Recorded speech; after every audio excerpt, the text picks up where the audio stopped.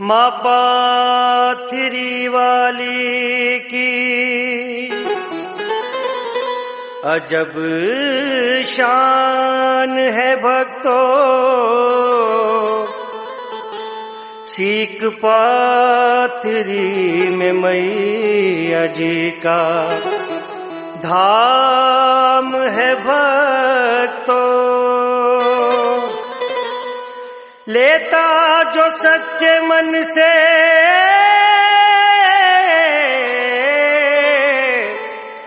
लेता जो सच्चे मन से, उसका नाम है भक्तों। माँ करती है आसान सारे काम है भक्तों। माँ पाथरी वाली के भक्तों, माता रानी की कथा आरंभ हो रही है। माता रानी के चरणों में ध्यान लगाइए और एक बार जोर से जयकारा बोलिए।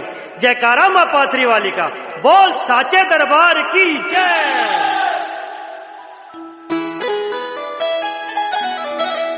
भक्तों सुनो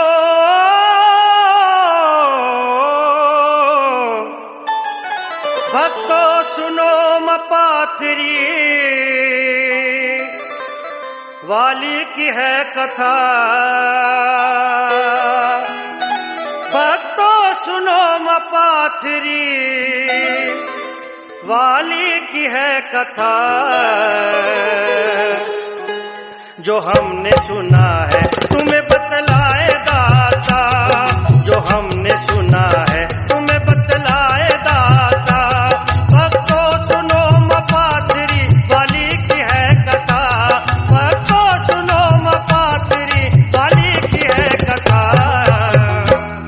जो हमने सुना है तुम्हें बतलाए दाता, जो हमने सुना है तुम्हें बतलाए दाता।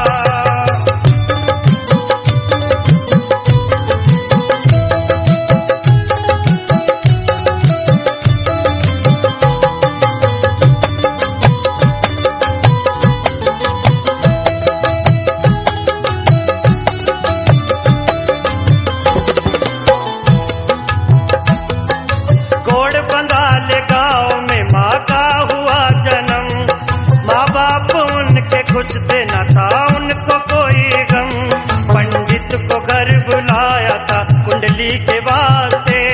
उसने तो मगर खोल दिए दुख के रास्ते। बैठा बनाने कुंडली तो हैरान हो गया, सुनकर हंसी महारानी की परेशान हो गया। बोला कि मुझे अब तक न कुछ पता चला, ये शक्ति है कोई या कोई है अला बला। कर चाहते हो तुम पे ना मुश्किल पड़े कभी, कुएं में डालो इसको तुम जाओ अभी अभी। हल जाएगी बला तो फिर खुशहाल बनोगे, खेलेंगे लाल पालने में मौज करोगे।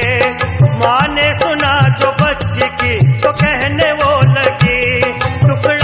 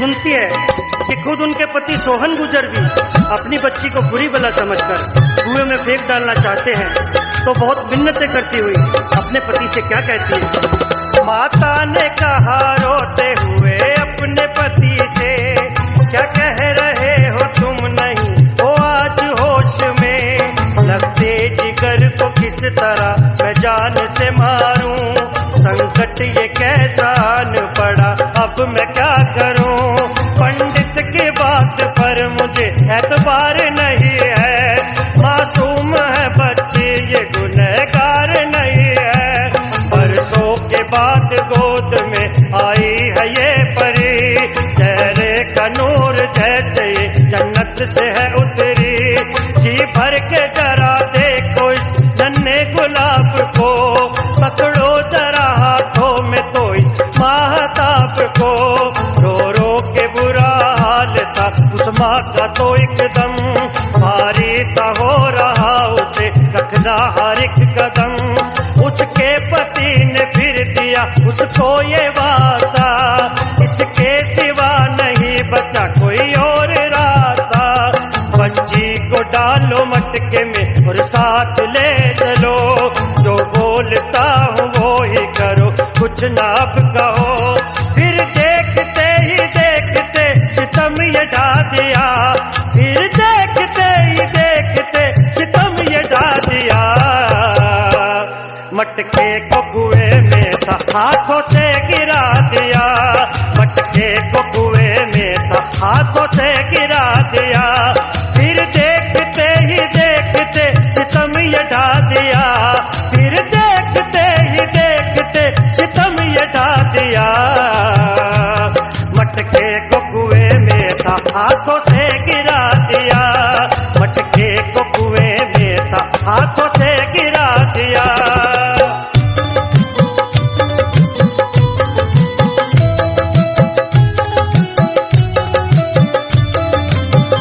और इस तरह माँ पाथरी वाली के पिता सोहन गुजर ने उन्हें मटके के अंदर डालकर कुएं में फेंक दिया, और माँ पाथरी वाली को जब उस कुएं में कई वर्ष हो गए तो आगे क्या होता है।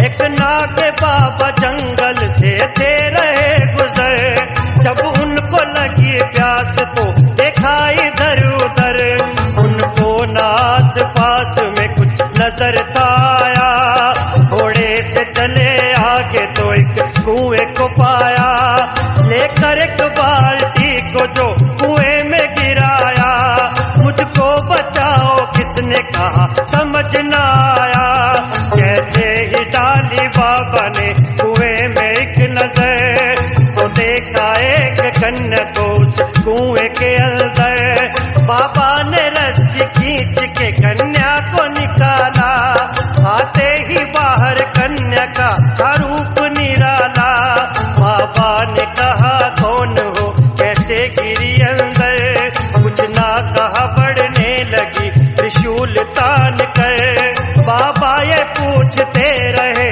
तुम कौन हो कहो, माने न कुछ जवाब दिया नागे बाबा को, बाबा समझ गए कि ये शक्ति बहुत है खास, थैले में छोटी सी थी एक डिब्बी उनके पास, बाबा ने अपने थैले से डिब्बी को निकाला, बाबा ने अपने थैले से डिब्बी को निकाला, माँ पाथरी वाली को फिर डिब्बी में डाला, माँ पाथरी वाली को फिर डिब्बी में डाला, बाबा ने अपने थैले से डिब्बी को निकाला, बाबा ने अपने थैले से डिब्बी को निकाला, माँ पाथरी वाली को फिर डिब्बी में डाला, माँ पाथरी वाली को फिर डिब्बी में डाला।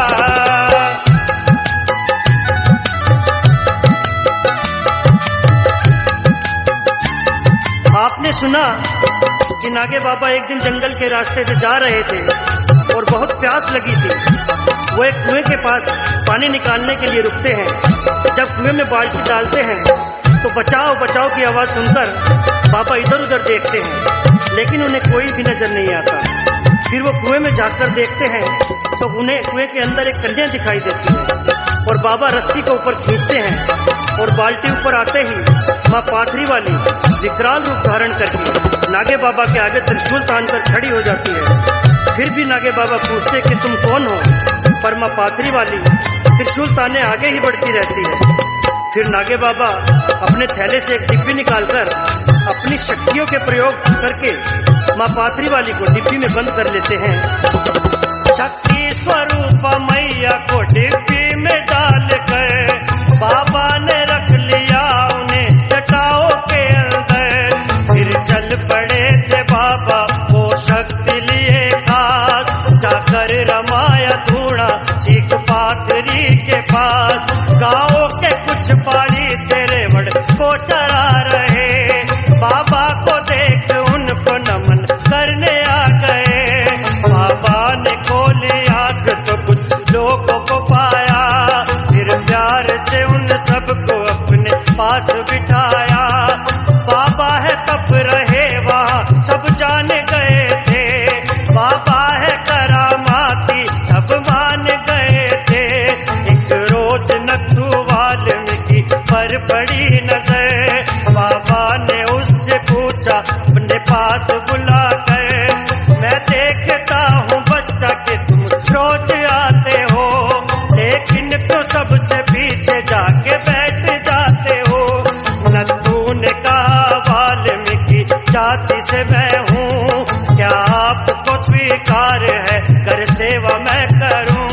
बाबा ने कहा ये है तेरी भावना की बात, बाबा ने कहा ये है तेरी भावना की बात। हम तो है साधु संत हम न माने जात पात, हम तो है साधु संत हम न माने जात पात। बाबा ने कहा ये है तेरी भावना की बात, बाबा ने कहा ये है तेरी भावना की बात। हम तो है साधु संत हम न माने जात पात, हम तो है साधु संत हम न माने जात पात।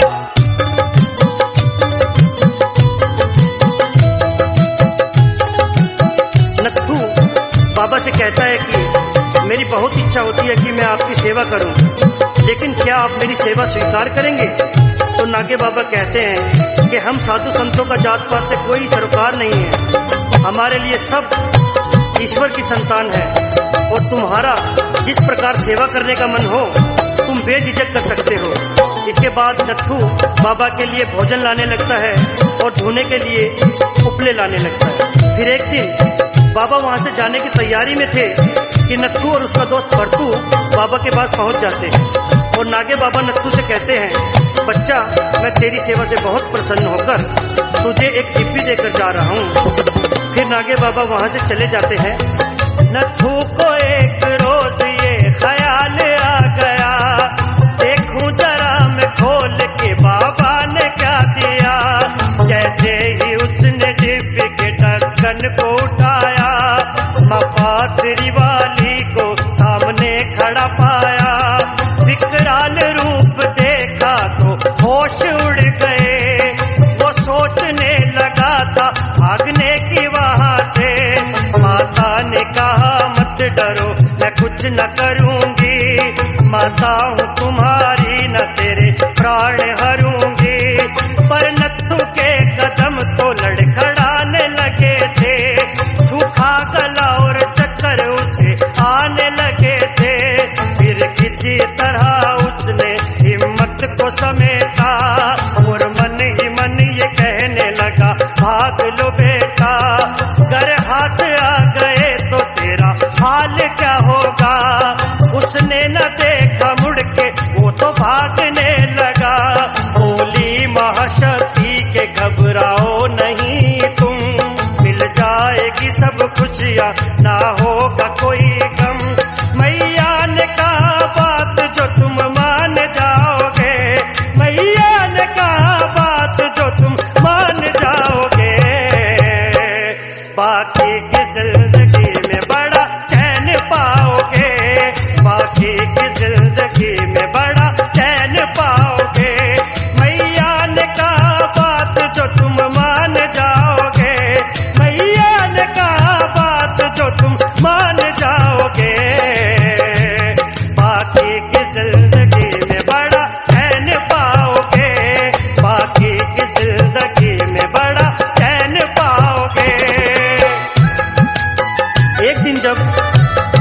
नागे बाबा की दी हुई डिबिया को खोलता है तो उसमें से महाशक्ति माँ पाथरी वाली प्रकट होती है और माँ पाथरी वाली को देखकर नत्थू बहुत डर जाता है। लेकिन माँ उससे कहती है कि तुम डरो मत, मेरी बात सुनो, मैं तुम्हारी माता हूँ, मेरे पास आओ। लेकिन नत्थू भागने लगता है और माँ उससे कहती है कि एक दिन तुम रोते हुए यहीं पर वापस आओगे।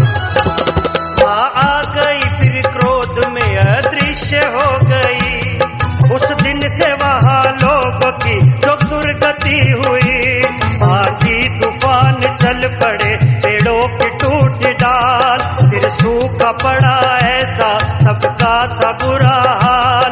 मरने लगे इंसान और जानवर सभी, लोगों ने सोचा ऐसा हुआ पहले ना कभी। अब बात क्या है कहर जो ये बरसा है यहाँ, कोई बताए ऐसा हुआ किस लिए यहाँ। गांव के एक शख्स ने इल्जाम लगाया, नत्थू है दोषी, इसके पास है कोई माया। नत्थू को फिर सभा में ये फरमान सुनाया, हम फांसी देंगे तुझको जो ना तूने बताया। क्यों मर रहे हैं लोग, क्या है सारा माजरा, कब तक रुकेगा मौत का जारी ये सिलसिला। नत्थू ने सोचा जाके माता को पुकारूंगा, वरना मैं इनके हाथों से मारा जाऊंगा। वो कहने लगा माँ मुझे दर्शन तो दिखाओ, वो कहने लगा माँ मुझे दर्शन तो दिखाओ। मैं मर रहा हूँ मैया मेरी जान बचाओ, मैं मर रहा हूँ मैया मेरी जान बचाओ। वो कहने लगा माँ मुझे दर्शन तो दिखाओ, वो कहने लगा माँ मुझे दर्शन तो दिखाओ। मैं मर रहा हूँ मैया मेरी जान बचाओ, मैं मर रहा हूँ मैया मेरी जान बचाओ।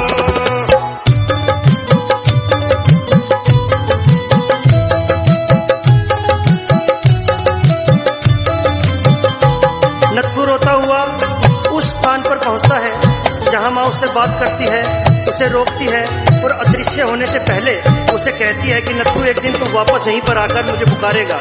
और वो दिन आ जाता है। नत्थू रोता रोता माँ को पुकारता है और माँ पाथरी वाली प्रकट होकर पूछती है, नत्थू बोल क्या बात है, क्यों मुझे पुकार रहा है।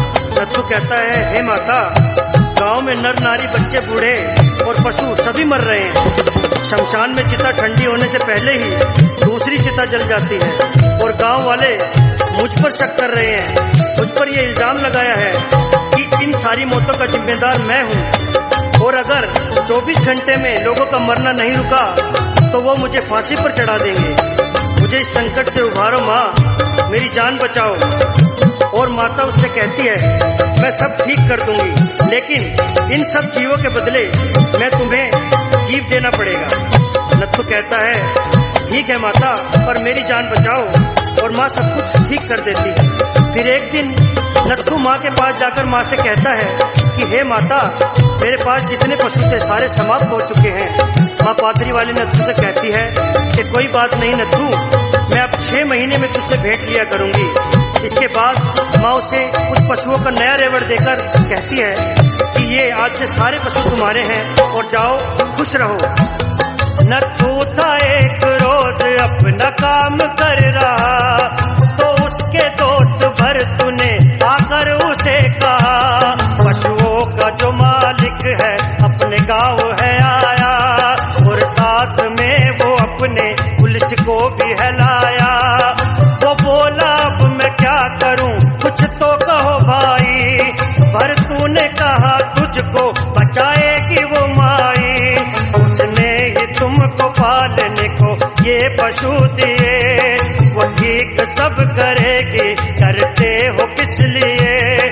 नत्थू ने रोते रोते जो मैया को पुकारा, मैया ने अपनी रहमतों का खोला था द्वारा। जितने पशु थे काले सब सफेद हो गए, दोनों ने जब ये देखा तो हैरान हो गए। मैया के चरण चरण छू के वो फिर घर को चल दिया। कुछ देर में पशुओं का मालिक भी पहुंच गया। पशुओं को देख उसको निराशा बहुत हुई, उसमें नहीं था एक भी उसका पशु कोई। नत्थू ने सच्चे दिल से माँ को किया प्रणाम, नत्थू ने सच्चे दिल से माँ को किया प्रणाम। मैया ने उसके कर दिए थे पूरे सारे काम, मैया ने उसके कर दिए थे पूरे सारे काम। नत्थू ने सच्चे दिल से माँ को किया प्रणाम, नत्थू ने सच्चे दिल से माँ को किया प्रणाम। मैया ने उसके कर दिए थे पूरे सारे काम, मैया ने उसके कर दिए थे पूरे सारे काम।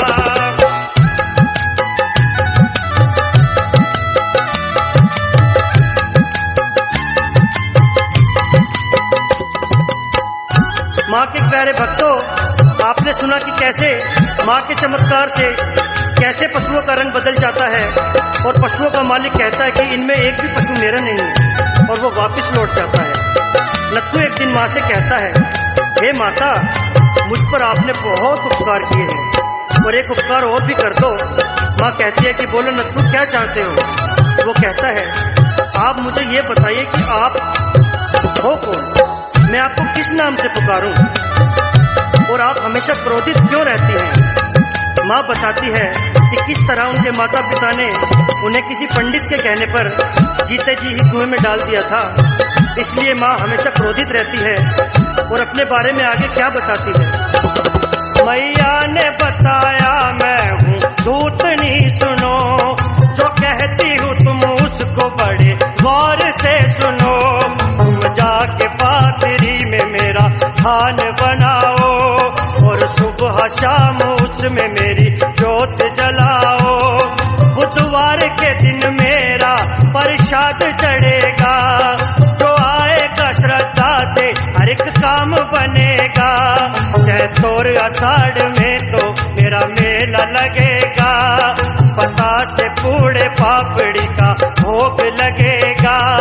और जेठ महीने में जल भी तो चढ़ेगा, उस जल से मेरा क्रोध थोड़ा धीमा पड़ेगा। जो नारी मेरी सच्चे मन से सेवा करेगी, कर दूंगी आशीर्वाद उसकी झोली भरेगी। नत्थू को कहा, जब भी पड़े तुमको मुझसे काम, इस जाल के नीचे पुकार लेना मेरा नाम। अनिल ने माँ के नाम की कथा बनाई है और अनिल ने ही आपको गाकर सुनाई है। माँ हो गई अदृश्य जब ये काम हो गया, माँ हो गई अदृश्य जब ये काम हो गया। और पाथरी में मैया जी का धाम हो गया, और पाथरी में मैया जी का धाम हो गया। माँ हो गई अदृश्य जब ये काम हो गया, माँ हो गई अदृश्य जब ये काम हो गया। और पाथरी में मैया जी का धाम हो गया, और पाथरी में मैया जी का धाम हो गया। भक्तों सुनो माँ पाथरी वाली की है कथा, भक्तों सुनो माँ पाथरी वाली की है कथा। जो हमने सुना है तुम्हें बतलाए दाता, जो हमने सुना है तुम्हें बतलाए दाता, जो हमने सुना